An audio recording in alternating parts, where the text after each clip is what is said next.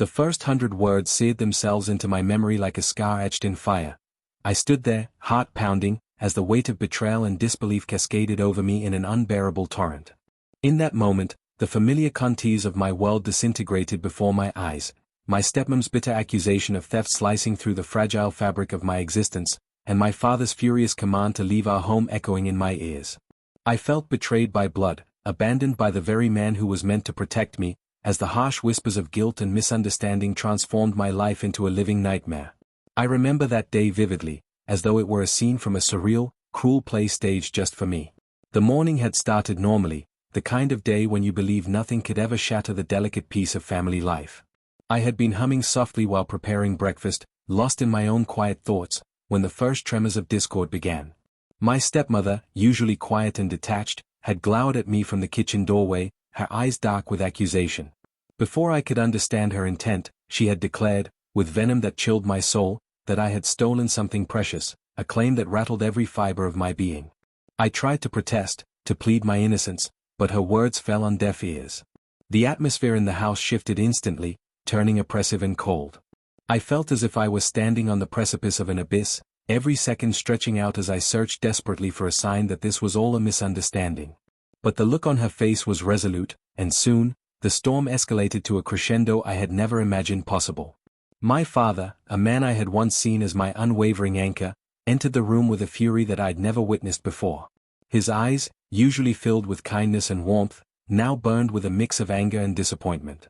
In a moment that still haunts me, he declared that I must leave the house, cast out as if I were nothing more than a criminal unworthy of his love. The shock of his words, coupled with the public nature of the accusation, tore through me like a jagged blade. I remember the sound of the door slamming shut behind me, a deafening punctuation to the end of a chapter one had once believed was secure and unbreakable. That day marked the beginning of a journey into isolation and self-discovery, one where the pain of betrayal was intertwined with a desperate search for truth and redemption. As I wandered the empty streets, clutching a small bag of belongings, I felt both the sting of abandonment and a peculiar spark of determination. I knew, deep in the recesses of my soul, that this injustice would one day come back to haunt those who had wronged me, and that the cost of their actions would be far greater than they could ever imagine. In the weeks that followed, I was forced to confront a reality that had been rewritten by deceit. I tried to piece together the fragments of what had happened, recalling every conversation, every fleeting glance that might hint at hidden motives behind my stepmother's accusation.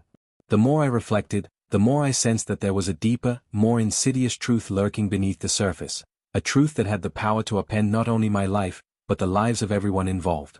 I began to question the very foundations of my family, wondering how a simple misunderstanding could escalate into such a catastrophic rupture. My father, who had always been the moral compass of our household, now appeared as a stranger, one whose decisions, fueled by anger and perhaps long-held resentments, had cost him dearly. The whispers in the neighborhood grew louder, and I soon learned that the fallout from that fateful day was only beginning to unfold. Desperation pushed me to seek out the truth, even if it meant delving into the darkest corners of our shared past. I reached out to old friends and distant relatives, hoping to find someone who could shed light on the events that had led to my banishment. I scoured old letters and family photos, searching for clues in the memories that I had once held dear. Each piece of evidence, no matter how small, added to a mosaic of betrayal and regret that I struggled to comprehend. As I traveled through the city in a borrowed car, the landscape blurred past me, mirroring the tumult inside my heart.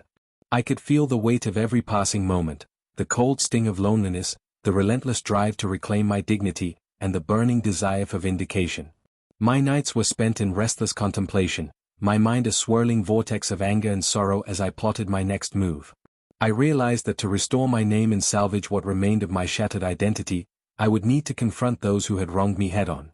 At the heart of this painful odyssey was a mystery that gnawed at me.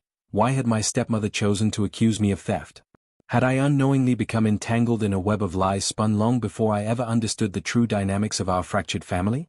And what was the cost that my father would eventually pay for his hasty decision, a cost that, I sensed, would reverberate through the corridors of our family history for years to come?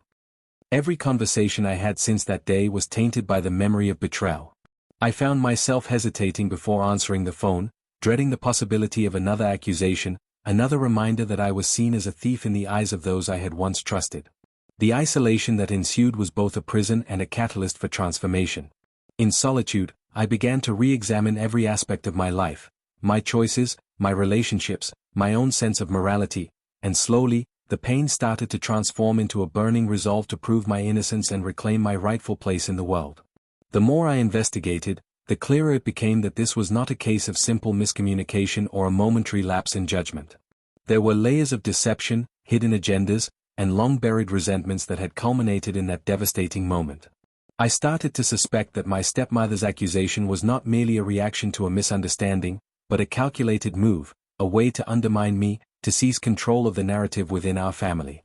And as the pieces of the puzzle began to fall into place, I realized that my father's decision to expel me was not just an act of anger, but a misstep that would haunt him in ways he could never have foreseen. Determined to uncover the truth, I began to rebuild my life from the ground up. I rented a small apartment on the outskirts of town, a place where I could think and plan without the constant reminder of home that now felt more like a battlefield. I started working odd jobs, each one a stepping stone toward regaining my independence. Every day was a struggle, but also an opportunity, a chance to redefine myself and show the world that I was more than the sum of their accusations. As I settled into this new existence, the memories of that fateful day remained a constant presence, a reminder of the injustice I had endured and the determination that had been ignited within me. I knew that the road ahead would be fraught with obstacles, both external and internal. The path to redemption and truth was never a straight line, and I was prepared to fight every step of the way. I vowed that I would not allow the betrayal to define me, that I would rise above the cruelty and prove that my worth was not determined by the baseless claims of those who had cast me aside. In quiet moments of reflection, I began to write down my thoughts and experiences in a journal, a raw, unfiltered record of my journey toward self-discovery and vindication. The pages soon filled with the words of a person who had tasted the bitterness of betrayal yet refused to be broken by it. With every entry, I reclaimed a little more of my identity, piecing together the fragments of a life that had been shattered by misunderstanding and malice. I wrote about the complexity of love and loyalty, about the delicate balance between trust and suspicion, and about the inexorable pull of fate that had brought me to this point. Little did I know that the path I was forging would soon lead me into further turmoil, a turning point that would force me to confront the darkest secrets of our family and challenge everything I had ever believed about love, loyalty, and sacrifice. The cost of my father's hasty judgment, as I would soon discover, was not confined to the painful void of our estrangement. It would ripple outward, affecting everyone in its wake, and ultimately, it would exact a price that would haunt him for the rest of his life. As I sat by my window one cool evening, watching the city lights flicker like distant stars, I made a silent promise to myself. I would uncover the truth behind the accusations, restore my tarnished reputation, and, in doing so, reclaim the narrative of my life. The journey would be long and arduous, filled with heartbreak and revelations, but I knew that I had no choice but to press forward. I was determined to transform the bitter ashes of betrayal into the fertile soil of a new beginning, a life defined not by the mistakes of the past, but by the strength and resilience that had carried me through the darkest of nights. The days after that fateful morning blurred together in a haze of loneliness, determination, and a restless yearning for justice. Every moment was punctuated by memories of the hurtful accusations and the finality of that slammed door, a door that, to me, represented not only my banishment but also the shattering of the only home I had ever known. As I settled into my small, rented apartment on the edge of town, I felt as though I had been cast adrift into a vast, indifferent ocean of uncertainty. Yet even as the cold reality of my new life set in, a fierce resolve began to kindle inside me, a promise that I would unearth the truth behind the treachery that had been inflicted upon me. In the early mornings, when the world was still draped in silence and dew, I would sit at my rickety kitchen table with a steaming cup of bitter coffee and a notebook that soon became my depository for raw, unfiltered thoughts. I jotted down everything I could recall from that terrible day, my stepmother's venomous glare, my father's thunderous reproach, and the overwhelming sense of injustice that swallowed me whole. These entries served as both a catharsis and a roadmap, a way to piece together a narrative that had been so cruelly rewritten by deceit. I realized that each word, each painful detail, was a step toward reclaiming my identity, a declaration that I would not be defined solely by the betrayals thrust upon me. During this period of introspection, I also made it my mission to understand the undercurrents that had led to my stepmother's explosive accusation. I began to comb through old family photographs, letters, and even mundane scraps of conversation recorded in my memory. There was a subtle pattern emerging, a series of overlooked comments and sideways glances that, in hindsight, suggested that her resentment toward me had been simmering for years. It wasn't that I had committed any theft in the literal sense, but rather that I had unwittingly become the convenient scapegoat for long-held grudges and unspoken conflicts within the household. I recalled incidents when her voice had lowered to a bitter whisper when discussing family finances, or when her eyes betrayed a deep-seated jealousy as I received praise for achievements I'd never even sought. Fueled by these suspicions, I embarked on a quest to uncover more evidence. I reached out to a few distant cousins who still maintained tenuous ties with our family. Over late-night phone calls in cramped diners or during quiet strolls in nearly empty parks, they recounted fragments of long-forgotten conversations and secrets that painted a picture of a family dynamic steeped in rivalry and unspoken resentment. Their voices, laced with both sympathy and a touch of indignation, confirmed what I had begun to suspect. My stepmother's accusation was less about a single act of theft and more a manifestation of a toxic undercurrent that had been festering within our family for years. At the same time, my father's role in the drama loomed large in my mind. I had always looked up to him as a bastion of strength and fairness, yet that day he had made a decision in a burst of anger, a decision that would haunt him and reverberate far beyond the walls of our home. I began to wonder if his reaction was not entirely his own, but perhaps influenced by years of built-up frustration and his own private disappointments. I started to search through old diaries and letters that I had once considered trivial, looking for hints of his inner turmoil. There were mentions of financial strains, unresolved arguments with my stepmother, and even subtle notes of envy over my small successes.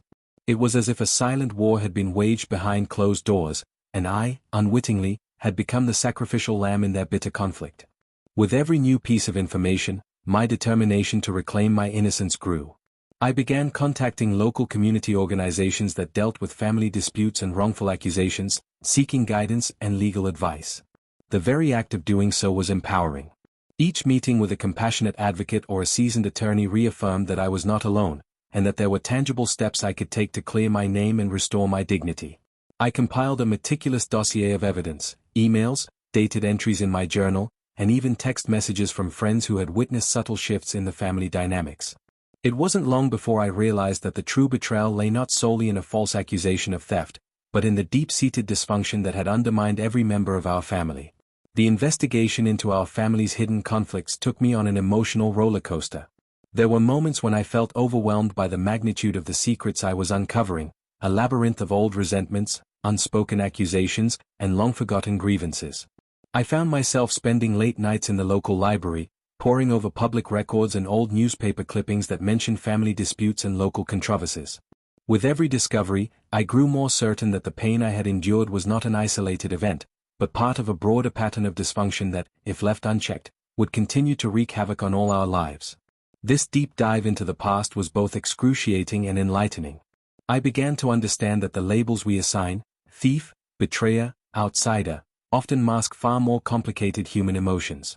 I recalled moments from my childhood when I had seen the tension between my stepmother and father, the hushed arguments that ended in bitter reconciliations that left everyone with scars invisible to the casual observer. These recollections painted a picture of a family in perpetual conflict, where trust had been eroded by secrets and jealousy. And yet, amid the turmoil, I started to realize that I had my own agency in this unfolding drama. I could choose to be a passive victim, or I could fight for the truth, for myself, and for the possibility of a future where I was defined not by the bitterness of the past but by my own resilience. One evening, as rain drummed steadily against my apartment window, I sat cross-legged on the floor surrounded by scattered papers, old photographs, and handwritten notes. The soft patter of raindrops provided a somber backdrop to my solitary vigil. In that quiet darkness, I made a crucial decision. I would confront my stepmother. Not with anger, but with a measured determination to understand her motives, to hear her side of the story. I wanted to break the cycle of bitterness and reveal the hidden truths that had fueled her actions for so long. The confrontation was arranged for a chilly Saturday afternoon at a neutral location, a small, nearly deserted park with ancient oak trees and winding pathways that held centuries of whispered secrets. I arrived early, my heart pounding as I rehearsed the words I would speak. When she finally appeared, her posture was guarded, her eyes shrouded in a mix of defiance and sorrow. We sat on a worn wooden bench beneath the sprawling branches of an old oak. For a long while, silence reigned between us, punctuated only by the rustle of leaves and the distant hum of city life. I began tentatively, expressing my confusion and the deep hurt her accusations had caused me. I spoke of the memories we shared, of the times when I had thought we were a family united by love rather than divided by suspicion. Slowly, her icy demeanor began to crack. In whispered tones, she revealed a tangled narrative of perceived favoritism, long-standing grievances, and a profound sense of being sidelined in a family where expectations had never been equally met. Her words, though laced with regret, were also filled with an unspoken longing for a past that could never be reclaimed. I listened intently, feeling the sting of her pain mingle with my own. It was not a confession of guilt, but an unveiling of the complex emotions that had led to the fateful day. That conversation did not yield immediate reconciliation, but it marked a turning point. It allowed me to see that the lines between right and wrong, innocence and guilt, were not as clear-cut as they had once seemed. We both carried scars from years of misunderstanding and unmet expectations. Although the bitterness would not vanish overnight, that encounter planted a seed of possibility, a chance to rebuild, or at least to understand, even if complete forgiveness remained elusive. The legal process, which had begun in earnest during those early days of isolation, started to gain momentum as well. My attorney, a steadfast and insightful woman with a reputation for uncovering hidden truths, managed to piece together inconsistencies in the accounts provided by family members. We discovered that several financial records had been manipulated, and that some of the evidence against me was either misinterpreted or deliberately skewed by those who harbored their own secrets. The revelations in the courtroom were a bittersweet vindication. While I never sought revenge, the exposure of these deceptions lent credibility to my claims of innocence. My father, however, remained a complex figure, torn between his long-held beliefs and the mounting evidence that suggested his actions had been driven more by personal pain than objective truth. Throughout this turbulent phase, my journey was punctuated by moments of introspection that often left me questioning my identity. I revisited memories from my childhood, moments of pure, unburdened joy that had been overshadowed by the darker truths of family life. I remembered the times when laughter filled the house, when simple acts of kindness wove an unspoken bond between us all. These recollections were both a balm and a torment. They reminded me of what had been lost, yet also of what I might still reclaim if I could navigate the treacherous path ahead. To cope with the emotional tumult, I immersed myself in creative pursuits. I took up painting, channeling my anger and sorrow onto canvases that slowly transformed into vibrant expressions of hope and renewal. The act of creation became a powerful metaphor for my journey, a way to rebuild the broken pieces of my life into something beautiful and uniquely my own. Each brushstroke was a small rebellion against the forces that had tried to define me, a testament to the resilience of the human spirit even in the face of overwhelming loss. As weeks turned into months, the initial shock of betrayal began to give way to a more measured resolve. I started attending support groups for those who had been wronged by their own families. In these gatherings, I met others whose lives had been marred by similar injustices, and we found solace in our shared experiences. Their stories, raw, painful, and ultimately redemptive, inspired me to continue my quest for truth and to never allow my pain to be a silent burden. The bonds we formed in those support meetings provided not just empathy, but also practical advice on navigating the murky waters of family disputes and legal battles. Yet, even as I found support and began to piece together a semblance of my former life, the looming specter of my father's decision to expel me continued to haunt me. I often wondered how such a profound rejection could come from someone I had so deeply admired. My thoughts would wander back to the day I was forced to leave, a day that marked the abrupt end of an era. I realized that the cost of his decision was far greater than he had anticipated. The rift it created reverberated through our family, estranging him from relatives and friends who could no longer reconcile the man they thought they knew with the one who had so readily cast me aside. In a moment of uncharacteristic resolve, I decided to reach out to him. I wrote a letter, a long, heartfelt message where I bared my soul without reservation. I expressed the pain of his abandonment, the confusion over the accusations that had torn us apart, and the deep longing for an explanation that might help heal the wounds. I did not expect immediate forgiveness, but I hoped that opening a dialogue might at least offer a pathway to understanding. The letter, once sent, marked a turning point in my journey. It was an act of courage, one that signaled my willingness to confront the past and seek a future defined by honest communication rather than festering resentment. In the quiet that followed, I continued to rebuild my life brick by brick. I found a steady job that allowed me not only to support myself but also to invest in furthering my education, a pursuit that promised to redefine my future. With each passing day, I began to see that while the scars of betrayal might never fully fade, they could serve as reminders of the strength I had discovered within myself. The process of healing was gradual, often painful, but undeniably transformative. Every evening, as I sat down to write in my journal, I marveled at the evolution of my thoughts. I recorded moments of triumph, a kind word from a new friend, a small victory in the legal battle, and juxtaposed them with reflections on the lingering pain. Through this reflective practice, I learned to embrace the complexity of my emotions, understanding that to heal fully meant accepting both the darkness and the light. I no longer saw my past as a series of isolated wounds, but as a mosaic of experiences that, together, had forged a resilient and compassionate self. By the time autumn arrived, the landscape around me began to mirror the inner transformation I was undergoing. The trees shed their leaves in a brilliant display of fiery reds and burnt oranges, a natural cycle of decay and rebirth that resonated deeply with me. I took long walks through the park, allowing the crisp air and the vibrant colors to soothe my weary heart. In those moments of quiet introspection, I felt a stirring of hope, a belief that, even after the harshest winter of betrayal, spring would eventually emerge with promises of renewal and growth. Standing on the threshold of this new season in my life, I realized that my journey was far from over. I still carried the burden of my stepmother's false accusations and the sting of my father's rejection, but I also possessed an unyielding determination to forge a future that was unequivocally my own. Every step I took, every challenge I overcame, was a testament to the transformative power of resilience and self-discovery. I had learned that sometimes, the most profound revelations come not from the approval of others, but from the courage to confront one's own pain and rise above it. As I neared the end of this tumultuous chapter, I could sense the winds of change stirring, a subtle promise that my life was gradually realigning with the truth I had fought so hard to uncover. The bitter taste of betrayal still lingered, but it was now tempered by the sweet possibility of redemption. I was no longer defined solely by the actions of others. I was beginning to define myself by my own choices, my own strength, and my own vision for the future. In the aftermath of my relentless quest for truth, the final chapters of my journey began to unfurl like the slow opening of a long-forgotten flower, fragile petals trembling with the promise of renewal. I found myself standing at the crossroads of past betrayals and future possibilities, determined to confront the ghost that had haunted me for so long. The toll of my stepmother's baseless accusations and my father's hasty rejection had carved deep wounds into my soul. Yet, as the days passed and the scars slowly softened, I discovered that every tear shed and every sleepless night was preparing me for a reckoning that would redefine my future. One chilly evening, with the wind whispering secrets through bare branches, I received a letter that would alter the course of everything I had believed about my fractured family. The envelope was worn, its paper yellowed by time, and bearing a familiar handwriting that I had not seen in years, my father's. With trembling hands, I unfolded the letter and read his words, each sentence laden with remorse, regret, and a yearning for redemption. He wrote of a lifetime of missteps and unspoken hurts, of the anguish that had driven him to cast me out in a moment of blinding anger.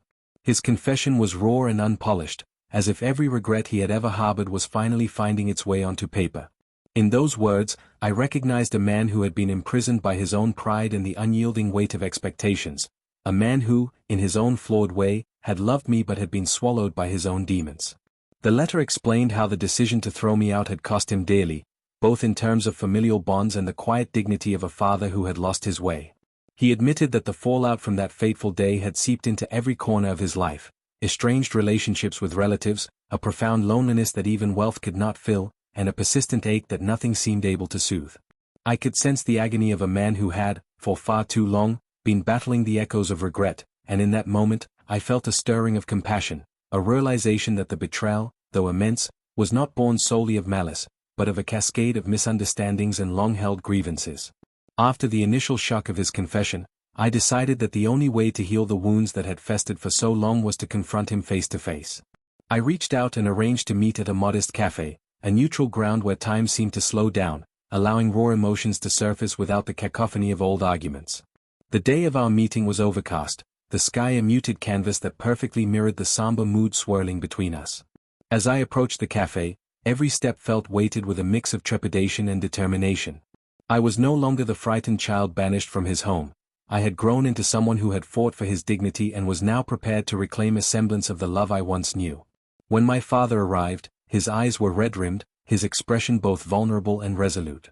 We sat across from each other at a small, round table by the window, the muted chatter of other patrons fading into the background. For a long, silent moment, we simply looked at each other, two souls weathered by time, hurt by decisions made in haste, and now, perhaps, on the brink of reconciliation. My father spoke first, his voice soft and tentative as he recounted the years of regret that had followed that fateful day. He spoke of sleepless nights haunted by the image of my tear-streaked face, of every moment when he wished he could take back the harsh words that had shattered our bond. His voice trembled as he admitted that the decision had cost him not only my trust but also the respect of those who had once admired him. Listening to his confession, I felt an unexpected surge of empathy. Here was a man who had, for so long, carried the burden of a mistake that had spiraled far beyond his control. While the pain of betrayal was still fresh in my heart, I realized that the path to healing required acknowledging that we were both victims in this painful saga. I told him of the loneliness and the endless nights spent piecing together my identity from the ruins of his rejection.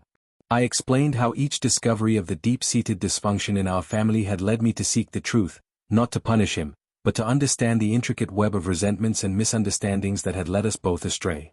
In that emotionally charged conversation, we navigated through a maze of memories, both bitter and sweet.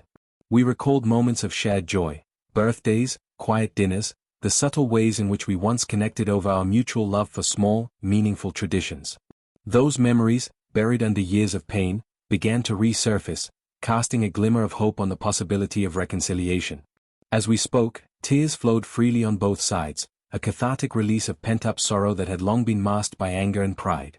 In that vulnerable exchange, the walls that had separated us started to crumble, revealing the fragile but undeniable bonds of blood and love. Yet, reconciliation was not a swift or simple process. The road ahead was steeped in the challenge of rebuilding trust, a trust that had been shattered by years of unaddressed grievances. My father confessed that he had sought therapy, that he had begun to unravel the tightly wound coil of bitterness that had governed his decisions. He told me of the painful truths he had unearthed about his own shortcomings, the realization that his fear of vulnerability had driven him to isolate himself from the very person he cared about most. His words were humble, a stark contrast to the stern figure I had once known. In that moment, I understood that forgiveness was not a gift to be granted lightly, but a process, one that required mutual effort, patience, and a willingness to confront our shared past with honesty and compassion. Our meeting concluded with a tentative promise to move forward, not with a promise of immediate reconciliation, but with an agreement to embark on the slow, arduous journey toward healing. I left the cafe with mixed emotions, the ache of past wounds still lingering, yet a cautious optimism that, perhaps, we could mend what had been broken. Over the following months, our interactions grew more frequent, each encounter a small step toward rebuilding a bridge that had once been burned. We began to share simple moments, a phone call to check in, a quiet dinner at a familiar restaurant, an exchange of letters filled with tentative apologies and expressions of hope. As the seasons changed, so too did the tenor of our relationship. I slowly found that the bitterness that had once defined my perception of my father was gradually being replaced by a recognition of his genuine efforts to change. I observed him attending family gatherings with a quieter demeanor, one that suggested introspection rather than indignation. His attempts to mend relationships extended beyond just me. They reached out to other family members who had also felt the sting of his past decisions. With each small gesture, a sincere apology to a distant relative, a humble admission of error during a family dinner, the foundation of our shared history began to stabilize, however precariously at first.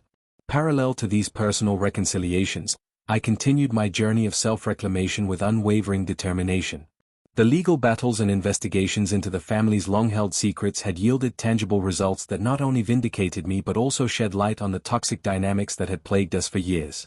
My stepmother's role in the unfolding drama was eventually scrutinized by those who had once turned a blind eye to the undercurrents of envy and resentment. The evidence that surfaced painted a complex picture, one in which her accusations had been fueled by a desperate need for control and a deep-seated bitterness that had simmered for decades.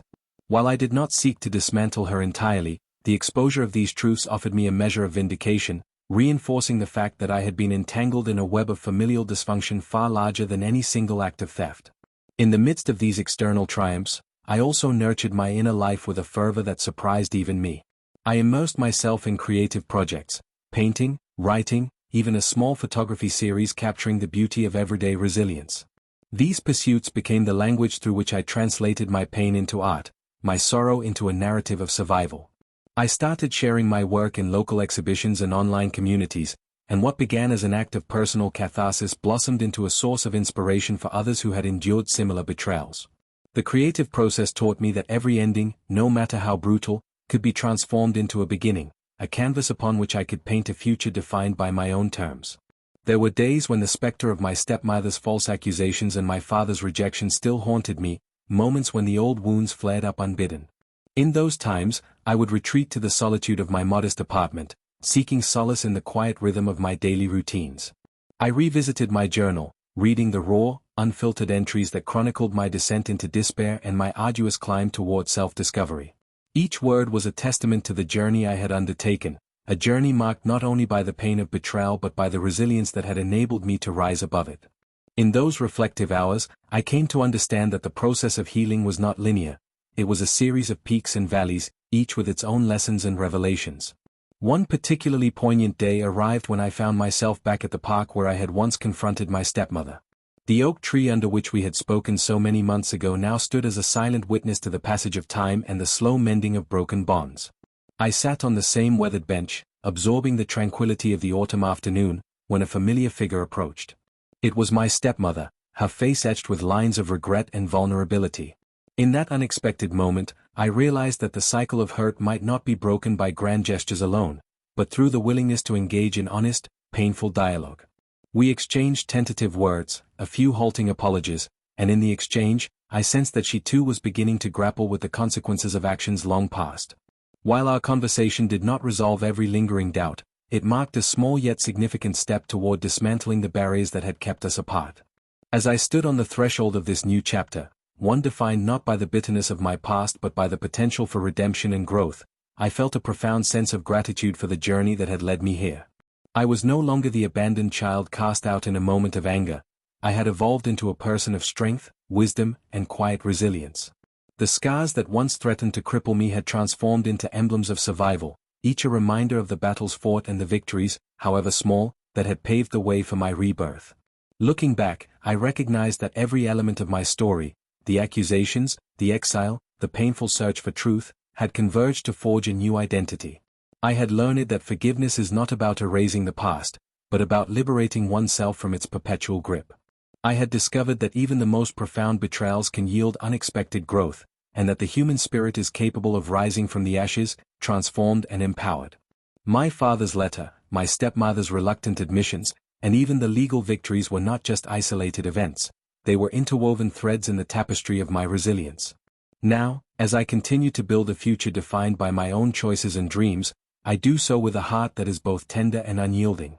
I have opened my mind to new possibilities, new relationships, new challenges, and a renewed sense of self-worth. I have learned to trust again, albeit cautiously, and to recognize that every person who enters my life brings with them the potential to teach me something new about love, respect, and acceptance. In the final analysis, my journey has been one of profound transformation. What began as an accusation that threatened to destroy everything I held dear has, over time, become the catalyst for my liberation. I now stand as a testament to the idea that even in the darkest moments of betrayal, there exists the potential for a radiant new dawn, a dawn that promises healing, understanding, and the rekindling of hope. As I pen these final thoughts, I am filled with a sense of serene determination.